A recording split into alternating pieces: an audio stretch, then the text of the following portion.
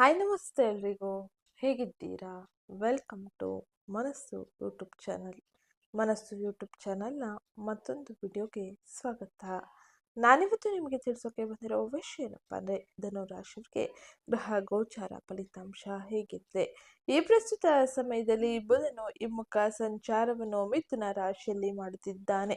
ಇದರ ಪರಿಣಾಮವು ನಿಮ್ಮ ಜೀವನದ ಮೇಲೆ ಏನೆಲ್ಲ ಬದಲಾವಣೆಯನ್ನು ತರಲಿದೆ, ಹಾಗೆ ಇದರ ಜೊತೆಗೆ ಈ ತಿಂಗಳ ಗ್ರಹ ಗೋಚಾರ ಫಲಿತಾಂಶ ಹೇಗಿರಲಿದೆ, ಯಾವ ರೀತಿಯ ಎಚ್ಚರಿಕೆ ನಿರ್ಧಾರಗಳ ಜೊತೆಗೆ ನೀವು ಮುಂದುವರಿಯಬೇಕು ಎಂಬುದನ್ನು ಇವತ್ತಿನ ವಿಡಿಯೋದಲ್ಲಿ ವಿವರವಾಗಿ ತಿಳಿಯೋಣ.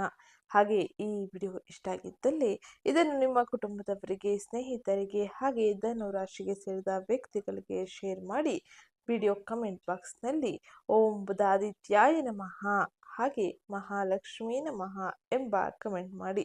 ಬುಧ ಮತ್ತು ಸೂರ್ಯನ ಸಕಾರಾತ್ಮಕ ಪ್ರಭಾವವನ್ನು ಹಾಗೆ ಶಕ್ತಿಯನ್ನು ಪಡೆಯಲು ಬುಧನ ಆರಾಧನೆ, ಸೂರ್ಯನ ಆರಾಧನೆ ಶುಭದಾಯಕವಾಗಿರಲಿದೆ. ಹಾಗಾಗಿ ಬುಧಾದಿತ್ಯಾಯ ನಮಃ ಎಂಬ ಕಮೆಂಟ್ ಮಾಡಿ. ಹಾಗೆ ಮಹಾಲಕ್ಷ್ಮಿಯ ಆರಾಧನೆಯಿಂದ ನೀವು ಉತ್ತಮ ರೀತಿಯ ಆರ್ಥಿಕ ವ್ಯವಹಾರದ ಬದಲಾವಣೆಯನ್ನು ಕಾಣಬಹುದಾಗಿರಲಿದೆ. ಹಾಗಾಗಿ ಮಹಾಲಕ್ಷ್ಮೀ ನಮಃ ಎಂಬ ಕಮೆಂಟ್ ಮಾಡಿ. ಈ ತಿಂಗಳಿನಲ್ಲಿ ಬುಧನು ತನ್ನದೇ ಆದ ರಾಶಿಯಲ್ಲಿ ಅಂದರೆ ಮಿಥುನ ರಾಶಿಯಲ್ಲಿ ಹಿಮ್ಮುಖ ಸಂಚಾರವನ್ನು ಮಾಡುತ್ತಿದ್ದಾನೆ. ಇದರ ಪರಿಣಾಮವು ಹೇಗಿರಲಿದೆ, ಏನೆಲ್ಲ ಬದಲಾವಣೆ ನಿಮ್ಮ ಜೀವನದಲ್ಲಿ ಆಗಲಿದೆ ಎಂದು ತಿಳಿಯೋಣ. ಶಿಕ್ಷಣ, ವ್ಯಾಪಾರ, ವ್ಯವಹಾರದ ಗ್ರಹವಾಗಿರುವ ಬುಧ ಮಾತು ಮತ್ತು ಬುದ್ಧಿಶಕ್ತಿಯ ಮೇಲೆ ವಿಶೇಷ ಅಧಿಕಾರವನ್ನು ಹೊಂದಿದ್ದಾನೆ. ಜುಲೈ 7ರಂದೇ 2026ರಂದು ತನ್ನ ರಾಶಿಚಕ್ರ ಬದಲಾಯಿಸಿ ಹಿಮ್ಮುಖ ಸಂಚಾರವನ್ನು ಆರಂಭಿಸಿರುವ ಬುಧನು ಈ ಪ್ರಸ್ತುತ ಸಮಯದಲ್ಲಿ ಅನೇಕ ರೀತಿಯ ಗೊಂದಲದ ವಾತಾವರಣವನ್ನು ಸೃಷ್ಟಿಸುತ್ತಾನೆ. ಹಾಗೆ ಅನೇಕ ರೀತಿಯ ಬದಲಾವಣೆ ಜೀವನದ ಮೇಲೆ, ದೇಶದ ಮೇಲೆ, ಪ್ರಪಂಚದ ಮೇಲೆ, ನಿಮ್ಮೆಲ್ಲರ ಮೇಲೂ ಬೀರಲಿದೆ. ಈ ಅವಧಿಯಲ್ಲಿ ಬುಧನು ತನ್ನದೇ ಆದ ರಾಶಿಚಕ್ರದಲ್ಲಿ ಉಳಿಯಬಹುದಾಗಿದ್ದು ಅದು ಹಿಮ್ಮೆಟ್ಟುವಿಕೆಯನ್ನು ತೋರುತ್ತದೆ. ಜುಲೈ 24-25ರವರೆಗೆ ಅಸ್ತಮಿಸಿರುವ ಬುಧನಿಂದ ಈ ಎಲ್ಲ ಬದಲಾವಣೆಯನ್ನು ನೀವು ಕಾಣಲಿದ್ದೀರಿ. ಈ ಸಮಯದಲ್ಲಿ ಗ್ರಹದೊಳಗೆ ಶಕ್ತಿಯು ಸಿಕ್ಕಿ ಹಾಕಿಕೊಂಡ ಗೊಂದಲಮಯ ವಾತಾವರಣದಲ್ಲಿ ಇರಲಿದೆ. ಆದ್ದರಿಂದ ಸುಳ್ಳು ಸುದ್ದಿ ಮತ್ತು ವದಂತಿಗಳು ಹೆಚ್ಚಾಗಲಿದೆ. ಸರ್ಕಾರಿ ಹೇಳಿಕೆಗಳು ಬದಲಾಗಲಿದೆ. ಹಿಂತೆಗೆದುಕೊಳ್ಳುವಿಕೆ ಮುಂತಾದ ಘಟನೆಗಳು ಕೂಡ ನಡೆಯಲಿದೆ.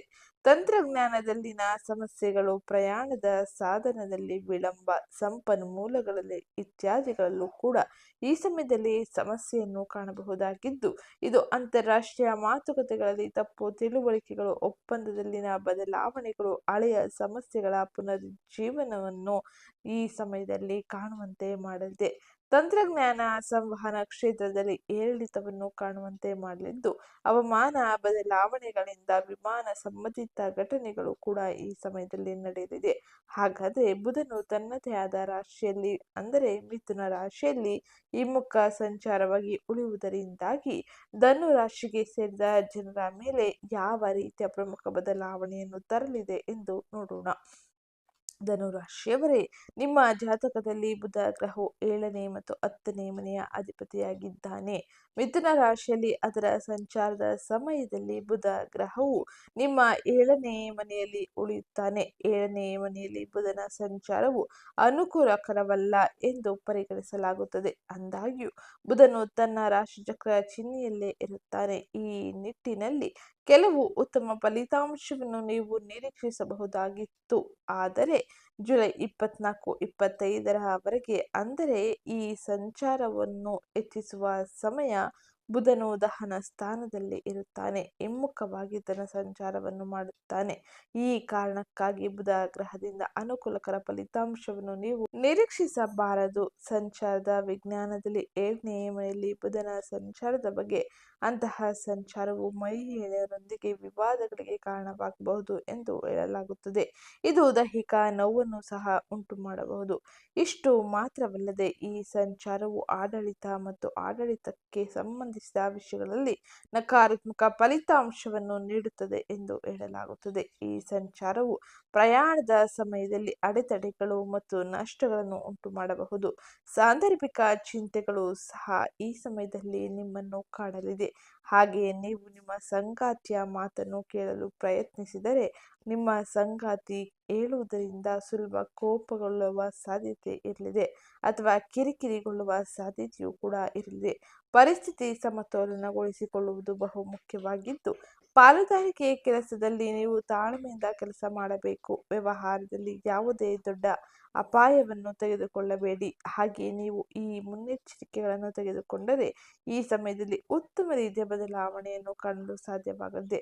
ಹಾಗೆಯೇ ನೀವು ಈ ಸಮಯದಲ್ಲಿ ಅನುಕೂಲಕರ ಫಲಿತಾಂಶಕ್ಕಾಗಿ ತಾಳ್ಮೆಯಿಂದ ವರ್ತಿಸುವುದರ ಜೊತೆಗೆ ಯಾವುದನ್ನು ದುಡುಕು ನಿರ್ಧಾರಗಳ ಜೊತೆಗೆ ನಿಮ್ಮ ತೀರ್ಮಾನವನ್ನು ಸೇರಿಸಬೇಡಿ. ಹಾಗೆ ಈ ಸಮಯದಲ್ಲಿ ಹಸುವಿಗೆ ಹಸಿರು ಹುಲ್ಲನ್ನು ನೀಡುವುದು ಬುಧನಿಂದ ಶುಭ ಸಂಚಾರದ ಪರಿಣಾಮವನ್ನು ಪಡೆದುಕೊಳ್ಳುವಂತೆ ಮಾಡಲಿದೆ.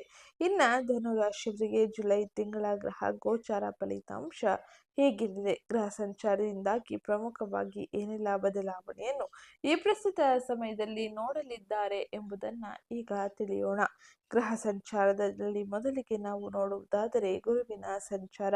ಗುರುವು ಈ ಪ್ರಸ್ತುತ ಸಮಯದಲ್ಲಿ 8ನೇ ಮನೆಯಲ್ಲಿ ಅಂದರೆ ಕರ್ಕಾಟಕ ರಾಶಿಯಲ್ಲಿ ಈ ತಿಂಗಳು ಪೂರ್ತಿ ಉತ್ತುಂಗ ಸ್ಥಿತಿಯಲ್ಲಿ ತನ್ನ ಸಂಚಾರವನ್ನು ಮಾಡುವುದರಿಂದಾಗಿ ಹಠಾತ್ ಬದಲಾವಣೆಗಳು, ಸಂಶೋಧನೆ, ವಿಮೆ, ಗುಪ್ತ ವಿಷಯಗಳನ್ನು ಬೆಂಬಲಿಸುತ್ತಾನೆ. ಈ ಎಲ್ಲ ಕ್ಷೇತ್ರದಲ್ಲೂ ಬುಧನ ಅನುಗ್ರಹ ಇದ್ದು ಈ ಸಮಯದಲ್ಲಿ ನೀವು ಗುರುವಿನಿಂದಾಗಿ ರಕ್ಷಾ ಕವಚದಂತೆ ನಿಮ್ಮ ಬೆಂಬಲವನ್ನು ಪಡೆಯಲಿದ್ದೀರಿ. ಇನ್ನು ಮುಂದಿನದ್ದಾಗಿ ಜುಲೈ 16ರವರೆಗೆ ಮಿಥುನ ರಾಶಿಯಲ್ಲಿ ತನ್ನ ಸಂಚಾರವನ್ನು ಮಾಡುವ ಸೂರ್ಯನಿಂದ ತದಾದ ನಂತರದಲ್ಲಿ ಕರ್ಕಾಟಕ ರಾಶಿಯಲ್ಲಿ ಅಂದರೆ 8ನೇ ಮನೆಯನ್ನು ಪ್ರವೇಶಿಸುವ ಸೂರ್ಯನು ನಿಮಗೆ ಉತ್ತಮ ರೀತಿಯ ಬದಲಾವಣೆಯನ್ನು ಹಾಗೆ ಶಕ್ತಿಯನ್ನು ತರುತ್ತಾನೆ. ಮದುವೆ, ಪಾಲುದಾರಿಕೆ ಮತ್ತು ಸಾರ್ವಜನಿಕ ವ್ಯವಹಾರಗಳಿಂದ ಹಠಾತ್ ಬದಲಾವಣೆಗಳನ್ನು ಕಾಣಲಿದ್ದೀರಿ. ಸಂಶೋಧನೆ, ವಿಮೆ, ಗುಪ್ತ ವಿಷಯಗಳಿಗೆ ಗಮನ ಬದಲಾಗಲಿದೆ. ಒಟ್ಟಾರೆ ಸೂರ್ಯನ ಸಕಾರಾತ್ಮಕ ಪ್ರಭಾವ ಹಾಗೆ ಶಕ್ತಿ ನಿಮಗೆ ಉತ್ತಮ ರೀತಿಯಲ್ಲಿ ಹೆಚ್ಚಾಗಲಿದ್ದು, ಗುರುವಿನ ಅನುಗ್ರಹ ಕೂಡ ಈ ಸಮಯದಲ್ಲಿ ಇದರ ಜೊತೆಗೆ ಸೇರಲಿದೆ. ಇನ್ನು ಮುಂದಿನದ್ದಾಗಿ ಮಂಗಳನ ಸಂಚಾರ. ಮಂಗಳನ ಸಂಚಾರ ನಿಮ್ಮ 6ನೇ ಮನೆಯಲ್ಲಿ ಇರಲಿದೆ ಅಂದರೆ ವೃಷಭ ರಾಶಿಯಲ್ಲಿ ಇರಲಿದೆ. ಮಂಗಳನ ಸಂಚಾರದಿಂದಾಗಿ ಈ ತಿಂಗಳು ಪೂರ್ತಿ ಕೆಲಸದ ಒತ್ತಡ, ಸ್ಪರ್ಧೆ, ಸಾಲಗಳು ಹಾಗೆ ಆರೋಗ್ಯದಲ್ಲಿನ ಶಿಸ್ತು, ಚೈತನ್ಯವನ್ನು ನೀವು ಕಾಯ್ದುಕೊಳ್ಳಬೇಕಾಗಿರಲಿದೆ. ಅಂದರೆ ಅಸಹನೆಯನ್ನು ನಿಯಂತ್ರಿಸಬೇಕಾಗಿರಲಿದೆ. ಅಸಹನೆಯಿಂದ ನೀವು ಒಂದಿಷ್ಟು ತೊಂದರೆಯನ್ನು ಕೂಡ ಕಾಣುವ ಸಾಧ್ಯತೆ ಇರಲಿದ್ದು ಬಹಳ ಎಚ್ಚರಿಕೆಯಲ್ಲಿ ತಾಳ್ಮೆಯಲ್ಲಿ ಯೋಚಿಸಿ ಯೋಜಿಸಿ ಮುಂದುವರಿಯಿರಿ. ಇದರಿಂದ ಮಂಗಳಿಂದ ಬರುವ ಶುಭ ಫಲಿತಾಂಶವನ್ನು ನೀವು ದುಪ್ಪಟ್ಟಾಗಿಸಿಕೊಳ್ಳಬಹುದು. ಉತ್ತಮ ರೀತಿಯಲ್ಲಿ ಅದನ್ನು ಬಳಸಿಕೊಳ್ಳಲು ಸಾಧ್ಯವಾಗಲಿದೆ. ಇನ್ನು ಮುಂದಿನದ್ದಾಗಿ ಶುಕ್ರನ ಸಂಚಾರ.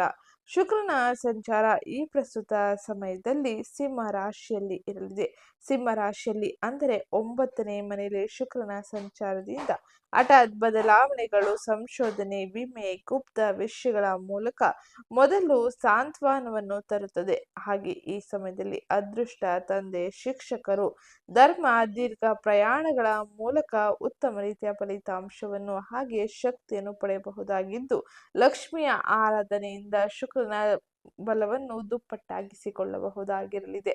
ಇನ್ನು ಮುಂದಿನದ್ದಾಗಿ ಬುಧನ ಸಂಚಾರ. ಬುಧನ ಸಂಚಾರ ಈ ಪ್ರಸ್ತುತ ಸಮಯದಲ್ಲಿ ಮಿಥುನ ರಾಶಿಯಲ್ಲಿ ಇರಲಿದೆ. ಇದು ನಿಮಗೆ ಸ್ಥಳಾಂತರ, ಸಂವಹನ ಮತ್ತು ನಿರ್ಧಾರಗಳು ಹಠಾತ್ ಬದಲಾವಣೆಯನ್ನು ಪಡೆಯಲಿದೆ.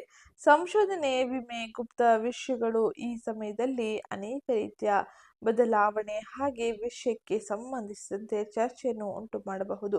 ಮದುವೆ, ಪಾಲುದಾರಿಕೆಗಳು ಹಾಗೆ ಸಾರ್ವಜನಿಕ ವ್ಯವಹಾರಗಳ ಜೊತೆಗೆ ಈ ಸಮಯದಲ್ಲಿ ಅನೇಕ ರೀತಿಯ ಸಂಪರ್ಕವನ್ನು ಬುಧನ ಸಂಚಾರ ಪಡೆದಿದ್ದು ಬಹಳ ಎಚ್ಚರಿಕೆ, ತಾಳ್ಮೆಯ ನಿರ್ಧಾರವು ಬಹು ಮುಖ್ಯವಾಗಿರಲಿದೆ. ಇನ್ನು ಶನಿಯ ಸಂಚಾರ 4ನೇ ಮನೆಯಾದ ಮೀನ ರಾಶಿಯಲ್ಲಿ ಇರಲಿದೆ. ಮೀನ ರಾಶಿಯಲ್ಲಿ ಶನಿಯ ಸಂಚಾರದಿಂದಾಗಿ ಮನೆ, ಆಸ್ತಿ, ವಾಹನಗಳಲ್ಲಿ ತಾಳ್ಮೆ, ಆಂತರಿಕ ಶಾಂತಿಯ ಅಗತ್ಯತೆಯನ್ನು ತಿಳಿಸುತ್ತದೆ. ಇದರಿಂದ ನೀವು ಅದನ್ನು ಸರಿಯಾದ ರೀತಿಯಲ್ಲಿ ನಿಭಾಯಿಸುವುದು ಬಹು ಮುಖ್ಯವಾಗಿರಲಿದೆ. ಇನ್ನು ರಾಹುವಿನ ಸಂಚಾರ. ರಾಹು ನಿಮ್ಮ 3ನೇ ಮನೆಯಾದ ಕುಂಭ ರಾಶಿಯಲ್ಲಿ ತನ್ನ ಸಂಚಾರವನ್ನು ಮಾಡುತ್ತಿದ್ದು, ರಾಹುವಿನ ಈ ಸಂಚಾರದಿಂದಾಗಿ ಸಂವಹನ, ಧೈರ್ಯ, ಸಣ್ಣ ಪ್ರಯಾಣಗಳು, ಕೌಶಲ್ಯದ ಮೂಲಕ ಅಸಾಮಾನ್ಯ ಅವಕಾಶಗಳನ್ನು ತರುತ್ತಾನೆ, ಆಸೆಗಳನ್ನು ಉದ್ಭವಿಸುತ್ತಾನೆ. ಆದರೆ ಅವಕಾಶಗಳನ್ನು ಸರಿಯಾದ ರೀತಿಯಲ್ಲಿ ಬಳಸಿಕೊಳ್ಳಿ, ಆಸೆಗಳನ್ನು ನಿಗ್ರಹಿಸಿ, ಯಾವುದು ಅವಶ್ಯಕವೋ ಅದನ್ನು ಮಾತ್ರ ನೀವು ಪಡೆದುಕೊಳ್ಳುವುದು ಬಹು ಮುಖ್ಯವಾಗಿರಲಿದೆ. ಇನ್ನ ಮುಂದಿನದ್ದಾಗಿ ಕೇತುವಿನ ಸಂಚಾರ ಸಿಂಹ ರಾಶಿಯಾದ ನಿಮ್ಮ 9ನೇ ಮನೆಯಲ್ಲಿ ನಡೆದಿದೆ. ಕೇತುವಿನ ಸಂಚಾರದಿಂದಾಗಿ ಈ ಪ್ರಸ್ತುತ ಸಮಯದಲ್ಲಿ ಅದೃಷ್ಟ, ತಂದೆ, ಗುರುಗಳು, ಧರ್ಮ, ದೀರ್ಘ ಪ್ರಯಾಣಗಳಲ್ಲಿ ನಿರ್ಲಿಪ್ತತೆ ಮತ್ತು ಅನಿಶ್ಚಿತತೆಯನ್ನು ಕೂಡ ಈ ಸಮಯದಲ್ಲಿ ಕೇತುವು ಉಂಟು ಮಾಡಲಿದ್ದಾನೆ. ಹಾಗಾಗಿ ಬಹಳ ಎಚ್ಚರಿಕೆಯ ಜೊತೆಗೆ ತಾಳ್ಮೆಯ ಜೊತೆಗೆ ಮುಂದುವರಿಯಿರಿ. ಒಟ್ಟಾರೆ ಈ ತಿಂಗಳು ಒಂದಿಷ್ಟು ಮಿಶ್ರ ಫಲಿತಾಂಶದ ಜೊತೆಗೆ ಗೊಂದಲವನ್ನು ಕೂಡ ಸೃಷ್ಟಿ ಮಾಡುವ ಸಾಧ್ಯತೆ ಇರಲಿದೆ. ಏಕೆಂದರೆ ಅನೇಕ ಗ್ರಹಗಳು ಅನೇಕ ರೀತಿಯ ಬದಲಾವಣೆಯನ್ನು ಪಡೆದುಕೊಳ್ಳುವ ಸಾಧ್ಯತೆ ಅಧಿಕವಾಗಿರಲಿದೆ. ಇನ್ನ ಈ ಎಲ್ಲ ಗ್ರಹ ಸಂಚಾರದ ಪರಿಣಾಮ ನಿಮ್ಮ ವೃತ್ತಿ, ಉದ್ಯೋಗ ಕ್ಷೇತ್ರಕ್ಕೆ ಏನೆಲ್ಲ ಬದಲಾವಣೆಯನ್ನು ತರಲಿದೆ, ಇನ್ನಿತರ ಕ್ಷೇತ್ರದಲ್ಲಿ ಯಾವ ಸಮಯದಲ್ಲಿ ಯಾವ ರೀತಿಯಲ್ಲಿ ಎಚ್ಚರಿಕೆಯ ಕ್ರಮವನ್ನು ವಹಿಸಬೇಕು ಎಂಬುದನ್ನು ವಿವರವಾಗಿ ತಿಳಿಯೋಣ. ಅದಕ್ಕಿಂತ ಮುಂಚೆ ವಿಡಿಯೋಗೊಂದು ಲೈಕ್ ಮಾಡಿ, ಚಾನಲ್ಗೆ ಸಬ್ಸ್ಕ್ರೈಬ್ ಮಾಡ್ಕೊಳ್ಳಿ, ಹಾಗೆ ಬುಧಾದಿತ್ಯಾಯ ನಮಃ ಎಂಬ ಕಮೆಂಟ್ ಮಾಡಿ. ವೃತ್ತಿ ಮತ್ತು ಉದ್ಯೋಗ ಕ್ಷೇತ್ರಕ್ಕೆ ಸಂಬಂಧಿಸಿದಂತೆ ಧನು ರಾಶಿಗೆ ಸೇರಿದ ವ್ಯಕ್ತಿಗಳಿಗೆ ಗ್ರಹ ಗೋಚಾರ ಫಲಿತಾಂಶ ಹೀಗಿರಲಿದೆ. ಕೆಲಸದಲ್ಲಿ ರಹಸ್ಯ ನಿರ್ಧಾರಗಳನ್ನು ತೆಗೆದುಕೊಳ್ಳುವುದನ್ನು ತಪ್ಪಿಸಿ, ಹಠಾತ್ ಬದಲಾವಣೆಗಳ ಸಾಧ್ಯತೆ ಈ ಸಮಯದಲ್ಲಿ ಇರಲಿದ್ದು, ಆದರೆ ಸಂಶೋಧನೆ, ಲೆಕ್ಕ ಪರಿಶೋಧನೆ, ವಿಮೆ, ತನಿಖೆ ಮತ್ತು ತಾಂತ್ರಿಕ ವಿಶೇಷಕ್ಕೆ ಸಂಬಂಧಿಸಿದಂತೆ ಪ್ರಯೋಜನವನ್ನು ಈ ಸಮಯದಲ್ಲಿ ನೀವು ಗ್ರಹ ಸಂಚಾರದಿಂದಾಗಿ ಪಡೆಯಲಿದ್ದೀರಿ. ಇನ್ನು ತಿಂಗಳ ದ್ವಿತೀಯಾರ್ಧವು ಹೆಚ್ಚು ನಿರ್ಣಾಯಕಾರಿಯಾಗಿರಲಿದೆ, ಏಕೆಂದರೆ ಸೂರ್ಯನು ಕರ್ಕಾಟಕ ರಾಶಿಯಲ್ಲಿ ಗುರುವಿನ ಜೊತೆ ಸೇರುತ್ತಾನೆ. ಇದು ಧನು ರಾಶಿಯವರಿಗೆ 8ನೇ ಮನೆಯ ಸಕ್ರಿಯತೆಯನ್ನು ತೋರುತ್ತದೆ. ಆದ್ದರಿಂದ ಹಠಾತ್ ಬದಲಾವಣೆಗಳು, ಸಂಶೋಧನೆ, ವಿಮೆ, ಗುಪ್ತ ವಿಷಯಗಳಿಗೆ ಸಂಬಂಧಿಸಿದಂತೆ ವೃತ್ತಿ ನಿರ್ಧಾರಗಳನ್ನು ಪ್ರಮುಖವಾಗಿ ತೆಗೆದುಕೊಳ್ಳಬೇಕು, ಹಾಗೆ ಎಚ್ಚರಿಕೆಯನ್ನು ವಹಿಸಬೇಕೆಂದು ತಿಳಿಸುತ್ತದೆ. ಇನ್ನು 6ನೇ ಮನೆಯಲ್ಲಿ ಮಂಗಳನ ಸಂಚಾರದ ಪರಿಣಾಮ ಧೈರ್ಯ, ವೇಗವನ್ನು ಪಡೆಯುತ್ತದೆ. ಆದರೆ ಈ ಸಮಯದಲ್ಲಿ ಹಿರಿಯರು, ಕ್ಲೈಂಟ್ಗಳು ಅಥವಾ ಸಹೋದ್ಯೋಗಿಗಳೊಂದಿಗೆ ಕಠಿಣವಾಗಿ ಮಾತನಾಡುವುದನ್ನು ತಪ್ಪಿಸಬೇಕೆಂದು ಇಲ್ಲಿ ಶನಿಯ ಸಂಚಾರ ತಿಳಿಸಲಿದ್ದು, ಇನ್ನು 4ನೇ ಮನೆಯಲ್ಲಿ ಶನಿಯ ಸಂಚಾರವು ಕೆಲವು ಫಲಿತಾಂಶಗಳನ್ನು ವಿಳಂಬಗೊಳಿಸಬಹುದು.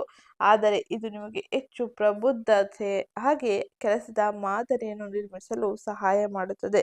ಒಟ್ಟಾರೆಯಾಗಿ ಹೇಳುವುದಾದರೆ ಈ ಸಮಯದಲ್ಲಿ ಉತ್ತಮ ರೀತಿಯ ಫಲಿತಾಂಶವನ್ನು ಪಡೆಯಲಿದ್ದೀರಿ. ಆದರೆ ನೀವು ತಾಳ್ಮೆಯಿಂದ ನಿರ್ಧಾರಗಳನ್ನು ತೆಗೆದುಕೊಳ್ಳಬೇಕು, ಹಾಗೆ ಕೆಲಸದ ಕ್ಷೇತ್ರದಲ್ಲಿ ಸಹೋದ್ಯೋಗಿಗಳ ಜೊತೆಗೆ ಉತ್ತಮ ಸಂವಹನವನ್ನು ನಡೆಸಬೇಕಾಗಿರಲಿದೆ. ಇನ್ನು ಮುಂದಿನದ್ದಾಗಿ ಹಣಕಾಸಿಗೆ ಸಂಬಂಧಿಸಿದಂತೆ ಆರ್ಥಿಕ ವ್ಯವಹಾರಗಳು ಹೇಗಿರಲಿದೆ.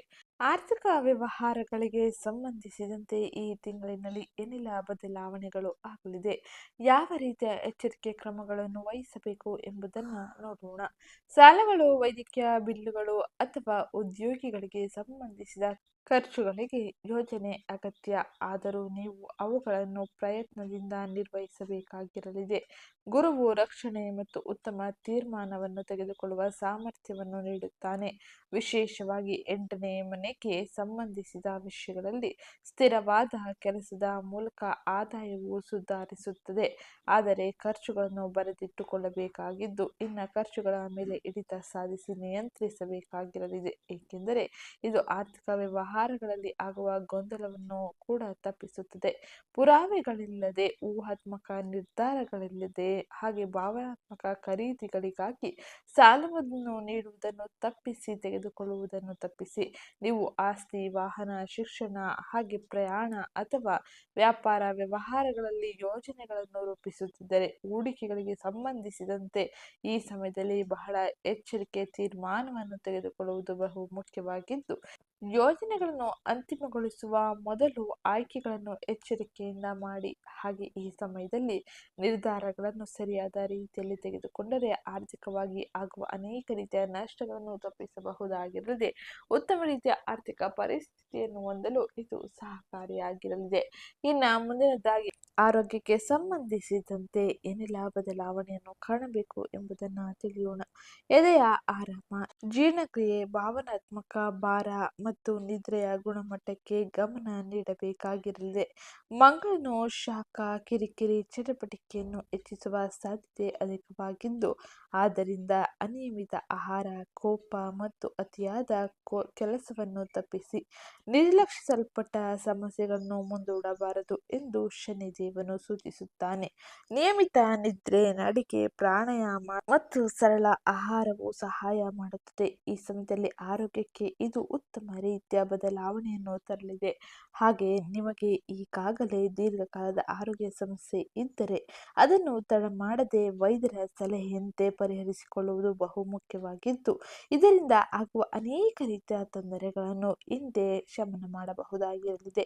ಇನ್ನು ಮುಂದಿನದಾಗಿ ಕುಟುಂಬ ಜೀವನದಲ್ಲಿ ವೈಯಕ್ತಿಕ ವ್ಯವಹಾರಗಳಲ್ಲಿ ಯಾವ ರೀತಿಯ ಬದಲಾವಣೆ ಇರಲಿದೆ ಎಂಬುದನ್ನು ತಿಳಿಯೋಣ.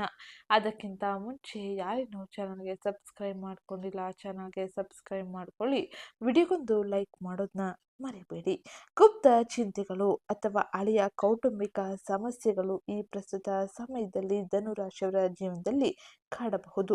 ರಹಸ್ಯವಾಗಿ ಪ್ರತಿಕ್ರಿಯಿಸಬೇಡಿ. ತಿಂಗಳ ಆರಂಭವು ಶುಕ್ರನು ರಾಶಿಚಕ್ರ ಬದಲಾಯಿಸಿರುವುದರಿಂದಾಗಿ ಈ ಸಮಯದಲ್ಲಿ ಭಾವನಾತ್ಮಕ ಉಷ್ಣತೆ ಹೆಚ್ಚಾಗುತ್ತದೆ. ಆದರೆ 9ನೇ ಮನೆಯಲ್ಲಿ ಕೇತು ಅದೃಷ್ಟ, ತಂದೆ, ಶಿಕ್ಷಣ, ಧರ್ಮ ಮತ್ತು ದೀರ್ಘ ಪ್ರಯಾಣಗಳಿಗೆ ಸಂಬಂಧಿಸಿದ ವಿಷಯವನ್ನು ದೂರ ಅಥವಾ ಗೊಂದಲವನ್ನು ಈ ಕ್ಷೇತ್ರದಲ್ಲಿ ತರುತ್ತಾನೆ. ಒಟ್ಟಾರೆ ಈ ತಿಂಗಳಿನಲ್ಲಿ ಕೌಟುಂಬಿಕವಾಗಿಯೂ ಕೂಡ ಗೊಂದಲಮಯ ಸಮಸ್ಯೆಯುತ ಜೀವನವನ್ನೇ ನೋಡಲಿದ್ದೀರಿ. ಮೃದುವಾಗಿ ಮಾತನಾಡಿ. ಪ್ರತಿಯೊಂದು ಸಣ್ಣ ವಿಷಯವನ್ನು ಕೂಡ ಚರ್ಚೆಯಾಗಿ ಪರಿವರ್ತಿಸಬೇಡಿ. ನೀವು ಮೊದಲು ಆಲಿಸಿ, ನಂತರ ಪ್ರತಿಕ್ರಿಯಿಸಿ. ವೈಯಕ್ತಿಕ ವಿಷಯದಲ್ಲಿ ಸಾಮರಸ್ಯವನ್ನು ಕಾಯ್ದುಕೊಳ್ಳಲು ಈ ಸಮಯದಲ್ಲಿ ಅತಿ ತಾಳ್ಮೆ ಅತಿ ಅವಶ್ಯಕವೂ ಕೂಡ ಆಗಿರಲಿದೆ. ಇನ್ನು ಮುಂದಿನದ್ದಾಗಿ ಉದ್ಯೋಗ, ವ್ಯಾಪಾರ ವ್ಯವಹಾರದಲ್ಲಿ ಇರುವಂತಹ ಧನು ರಾಶಿಗೆ ಸೇರಿದ ವ್ಯಕ್ತಿಗಳಿಗೆ ಈ ಪ್ರಸ್ತುತ ಸಮಯದ ಗ್ರಹ ಗೋಚಾರ ಫಲಿತಾಂಶ ಏನನ್ನು ಸೂಚಿಸಲಿದೆ, ಯಾವ ರೀತಿಯ ಎಚ್ಚರಿಕೆ ನಿರ್ಧಾರಗಳ ಜೊತೆಗೆ ಮುಂದುವರಿಯಬೇಕು ಎಂಬುದನ್ನ ಈಗ ನೋಡೋಣ. ವ್ಯಾಪಾರಸ್ಥರು ಈ ತಿಂಗಳನ್ನು ವಾಸ್ತವಿಕ ಯೋಜನೆಗಳಿಗಾಗಿ ಬಳಸಿಕೊಳ್ಳಬೇಕಾಗಿರಲಿದೆ.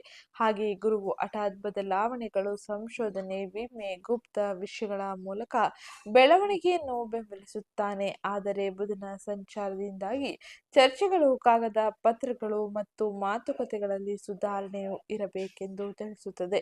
ನಿಮ್ಮ ಕ್ಷೇತ್ರವನ್ನು ಅವಲಂಬಿಸಿ ಹೊಸ ಗ್ರಾಹಕರನ್ನು, ಸಂಪರ್ಕಗಳನ್ನು ಹಾಗೆ ಪ್ರಯಾಣ, ಆನ್ಲೈನ್ ಸಂವಹನದ ಮೂಲಕ ನೀವು ಉತ್ತಮ ರೀತಿಯ ಫಲಿತಾಂಶವನ್ನು ನಿರೀಕ್ಷಿಸಬಹುದಾಗಿದ್ದು, ಭಾವನೆ ಅಥವಾ ಒತ್ತಡದ ಮೇಲೆ ಮಾತ್ರ ಈ ಸಮಯದಲ್ಲಿ ನಿಮ್ಮ ಕ್ಷೇತ್ರವನ್ನು ವಿಸ್ತರಿಸಬೇಡಿ.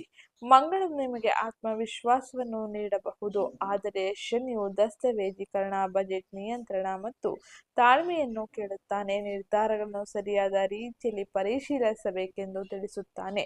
ರಿಯಲ್ ಎಸ್ಟೇಟ್, ಶಿಕ್ಷಣ, ಸಲಹಾ, ಸಂವಹನ, ತಾಂತ್ರಿಕ ಕೆಲಸ, ವ್ಯಾಪಾರ, ಸೇವಾ ಆಧಾರಿತ ಚಟುವಟಿಕೆಗಳಲ್ಲಿ ಪ್ರಗತಿಯನ್ನು ಸಾಧಿಸುವಂತೆ ಮಾಡುತ್ತಾನೆ. ಒಟ್ಟಾರೆ ಈ ಸಮಯದಲ್ಲಿ ವ್ಯಾಪಾರ ಕ್ಷೇತ್ರದಲ್ಲಿ ಇರುವವರಿಗೆ ಶುಭ ಫಲಿತಾಂಶ ಖಂಡಿತವಾಗಿಯೂ ಸಿಗಲಿದೆ. ಇನ್ನು ಮುಂದಿನದಾಗಿ ಶಿಕ್ಷಣ ಕ್ಷೇತ್ರಕ್ಕೆ ಸಂಬಂಧಿಸಿದಂತೆ ವಿದ್ಯಾರ್ಥಿಗಳು ಏನೆಲ್ಲ ಬದಲಾವಣೆಯನ್ನು ನೋಡಬಹುದು ಎಂಬುದನ್ನ ತಿಳಿಯೋಣ. ಉನ್ನತ ಶಿಕ್ಷಣ, ತತ್ವಶಾಸ್ತ್ರ, ಕಾನೂನು, ಪ್ರಯಾಣ ಸಂಬಂಧಿತ ಅಧ್ಯಯನವನ್ನು ಮಾಡುತ್ತಿರುವವರಿಗೆ ಶಿಕ್ಷಕರ ಬೆಂಬಲ ಸಿಗಲಿದೆ. ಇದು ಅನುಕೂಲಕರವೂ ಕೂಡ ಆಗಿರಲಿದೆ. ಬುಧನ ಚಲನೆಯು ಪರಿಷ್ಕರಣೆ, ಚರ್ಚೆ, ಲಿಖಿತ ಅಭ್ಯಾಸದ ಮೂಲಕ ಕಲಿಕೆಗೆ ಸಹಾಯ ಮಾಡುತ್ತದೆ. ಸ್ಪರ್ಧಾತ್ಮಕ ಪರೀಕ್ಷೆಗಳಿಗೆ ತಯಾರಿ ನಡೆಸುತ್ತಿರುವ ವಿದ್ಯಾರ್ಥಿಗಳು ನಿಗದಿತ ವೇಳ ಪಟ್ಟಿಯನ್ನು ಕಾಯ್ದುಕೊಳ್ಳಬೇಕಾಗಿರಲಿದೆ. ಇತರರೊಂದಿಗೆ ಹೋಲಿಕೆ ಮಾಡುವುದನ್ನು ತಪ್ಪಿಸಬೇಕಾಗಿರಲಿದೆ. ಒಂದೊಂದೇ ವಿಷಯವನ್ನು ಪೂರ್ಣಗೊಳಿಸಿ ನಂತರ ಮುಂದುವರಿಯಿರಿ. ಇದು ನಿಮಗೆ ಪೂರ್ಣ ಅಂಕವನ್ನು ಪಡೆಯುವಂತೆ ಮಾಡಲಿದ್ದು, ಇನ್ನು ಈ ಸಮಯದಲ್ಲಿ ನೀವು ಮಾರ್ಗದರ್ಶಕರ ಮಾರ್ಗದರ್ಶನವನ್ನು ಪಡೆಯಬೇಕಾಗಿರಲಿದೆ. ಹಾಗೆ ಇದು ನಿಮಗೆ ಉಪಯುಕ್ತವೂ ಕೂಡ ಆಗಿರಲಿದೆ. ಇದು ಪ್ರಮುಖವಾಗಿ ಶಿಕ್ಷಣ ಕ್ಷೇತ್ರದಲ್ಲಿ ವಿದ್ಯಾರ್ಥಿಗಳು ತಮ್ಮ ಜೀವನದಲ್ಲಿ ನೋಡುವ ಬದಲಾವಣೆಗಳಾಗಿದ್ದು, ಇನ್ನು ಜುಲೈ ತಿಂಗಳಿನಲ್ಲಿ ನೀವು ತಪ್ಪದೆ ಮಾಡಬೇಕಾದ ಕೆಲ ಸರಳ ಜ್ಯೋತಿಷ್ಯ ಪರಿಹಾರವನ್ನು ಈಗ ವಿವರವಾಗಿ ನೋಡೋಣ. ಯಾವ ಸಮಯದಲ್ಲಿ ಯಾವ ರೀತಿಯ ಸರಳ ಜ್ಯೋತಿಷ್ಯ ಪರಿಹಾರ ನಿಮಗೆ ಉತ್ತಮ ಹಾಗೆ ಸಕಾರಾತ್ಮಕ ಫಲಿತಾಂಶವನ್ನು ನೀಡಲಿದೆ ಎಂದು ಈಗ ತಿಳಿಯೋಣ ಬನ್ನಿ. ಈ ತಿಂಗಳ ಒತ್ತಡವನ್ನು ಕಡಿಮೆ ಮಾಡಲು ಗುರು, ಶನಿ ಮತ್ತು ಇತರ ಗ್ರಹಗಳ ಅನುಕೂಲಕರ ಫಲಿತಾಂಶವನ್ನು ಪಡೆಯಲು ಈ ಸರಳ ಜ್ಯೋತಿಷ್ಯ ಪರಿಹಾರ ಉತ್ತಮವಾಗಿರಲಿದೆ. ಅನಿಶ್ಚಿತತೆ ಹಂತವನ್ನು ರಕ್ಷಿಸಲು ಗುರುವಿನೊಂದಿಗೆ ಗುರುವಿನ ಶುಭ ಫಲಿತಾಂಶವನ್ನು ಪಡೆಯಲು ವಿಷ್ಣು ಅಥವಾ ದಕ್ಷಿಣ ಮೂರ್ತಿಯನ್ನು ಪೂಜಿಸುವುದು, ಹಾಗೆ ಇವರ ಆರಾಧನೆ ಮಾಡುವುದು ಶುಭದಾಯಕವಾಗಿರಲಿದೆ. ಇನ್ನು 6ನೇ ಮನೆಯಲ್ಲಿನ ಮಂಗಳ ಗ್ರಹನ ಬಲವನ್ನು ಪಡೆಯಲು ಕೆಂಪು ಬೇಳೆಯನ್ನು ದಾನ ಮಾಡುವುದು ಅಥವಾ ಕೆಲಸಗಾರರಿಗೆ ಸಹಾಯ ಮಾಡುವುದು ಶುಭದಾಯಕವಾಗಿರಲಿದೆ. ಇನ್ನ ಮನೆಯಲ್ಲಿ ಶಾಂತಿಯನ್ನು ಕಾಪಾಡಿಕೊಳ್ಳಲು ಶನಿವಾರದಂದು ಎಳ್ಳೆಣ್ಣೆ ದೀಪವನ್ನು ಬೆಳಗಿಸುವುದು ಶುಭದಾಯಕವಾಗಿದ್ದು, ಇದು ಶನಿಯ ಅನುಗ್ರಹವನ್ನು ಪಡೆದುಕೊಳ್ಳುವಂತೆ ಮಾಡಲಿದೆ. ಇದು ಇವತ್ತಿನ ವಿಡಿಯೋ ಆಗಿದ್ದು, ವಿಡಿಯೋ ಇಷ್ಟ ಆಗಿದ್ದಲ್ಲಿ ವಿಡಿಯೋಗೊಂದು ಲೈಕ್ ಮಾಡಿ, ಚಾನಲ್ಗೆ ಸಬ್ಸ್ಕ್ರೈಬ್ ಮಾಡ್ಕೊಳ್ಳೋದನ್ನ ಮರಿಬೇಡಿ. ಸಿಗ್ತೀನಿ ನೆಕ್ಸ್ಟ್ ವಿಡಿಯೋದಲ್ಲಿ.